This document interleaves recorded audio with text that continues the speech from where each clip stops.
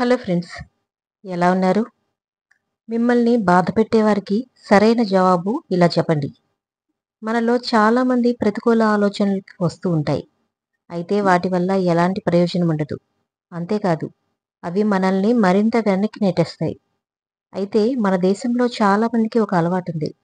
తాము బాగుపడకపోయినా పర్వాలేదు, తమ ఎదుటివారు మాత్రం బాగుపడకూడదు.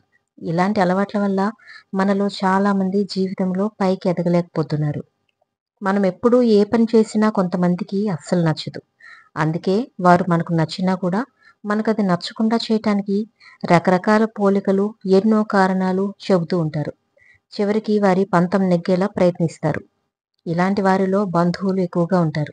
అంతేకాదు, మన వ్యక్తిగత జీవితంలోని ప్రతి విషయంలోనూ తలదూర్చి అనవసరంగా మనల్ని ఇబ్బంది పెడుతూ ఉంటారు. నా చావు నేనే చస్తా అన్నా కూడా అస్సలు వినరే. ఎందుకంటే మనల్ని బాధ పెట్టడమే వారి పని కాబట్టి. ఇలా మీరు నిత్యం ఇలాంటి వారి గురించి బాధపడుతున్నారా? అయితే ఇలాంటి వారిని వారి దారిలోనే వారిని ఎలా బోల్తా కొట్టించాలో చాణక్యుడు కొన్ని చాణక్య నీతులు చెప్పాడు. అవేంటో ఇప్పుడు చూద్దాం. బాధ పెట్టేవారిని గుర్తించాలి. ముందుగా మీ చుట్టూ ఎవరైతే నెగిటివ్‌గా ఉన్నారో వారిని మీరు గుర్తించాలి. ఎందుకంటే వారు ప్రతికూలంగా మాట్లాడి మిమ్మల్ని ఎప్పుడూ నిరుత్సాహపరుస్తూ ఉంటారు. ఎప్పుడూ ప్రోత్సహిస్తూ ఉంటారు. అంతా తమకే తెలుసన్నట్లు ప్రవర్తిస్తుంటారు. ఇలాంటి వారి మాటలు విని చాలామంది తమ లక్ష్యాలను అధిగమించలేకపోయారు. మానసికంగా బలహీనంగా ఉండడం. దుర్జనేషు చ సర్పేషు వరం సర్పో న దుర్జనః. సర్పో దశాటి కాలేన్ దుర్జనస్తు పదే పదే.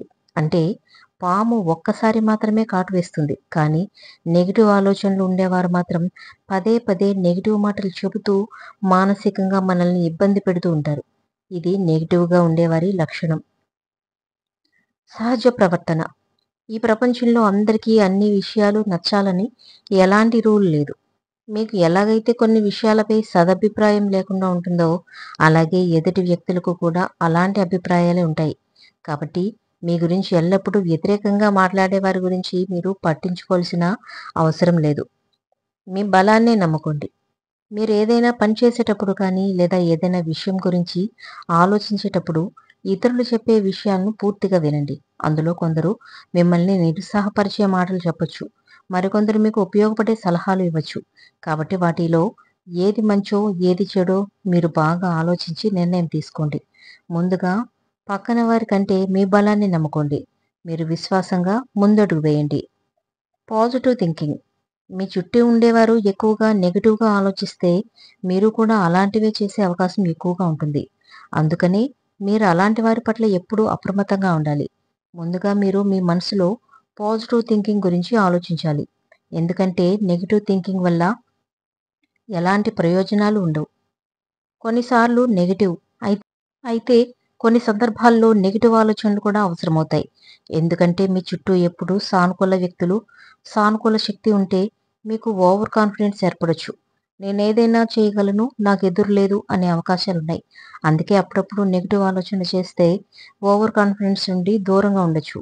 దీనివల్ల మీ జీవితంలో ఫెయిల్యూర్స్ చాలా తక్కువగా ఉంటాయి. మిమ్మల్ని టార్గెట్ చేస్తే మీరు ఏ పని చేసినా, మీరు ఎంత పెర్ఫెక్ట్‌గా చేసినా మిమ్మల్ని ఇష్టపడిన వారు లేదా మిమ్మల్ని బాధపెట్టే వారి నుండి నెగెటివ్ రెస్పాన్స్ వస్తూ ఉంటుంది. వారు మాటలతో మీ ఆత్మవిశ్వాసాన్ని దెబ్బ కొట్టేందుకు ప్రయత్నిస్తారు.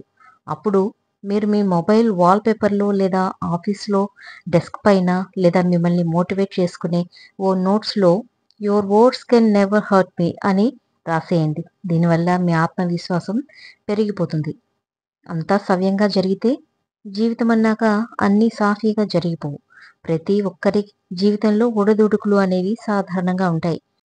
మీరు ఎన్ని కష్టాలను ఎదుర్కొంటే మీరంత మెరుగవుతారు. మీకు నెగెటివ్ పీపుల్స్ ఎదురైనప్పుడు ఇలాంటి మాటలను గుర్తు చేసుకోండి. మీ ఎదుగుదలకు వచ్చే అడ్డంకులు అని భావించండి. కొంచెం పాజిటివ్‌గా ఆలోచించండి. అప్పుడే మీ జీవితంలో విజయం సాధిస్తారు. మీ జీవితం సంతోషకరంగా మారుతుంది.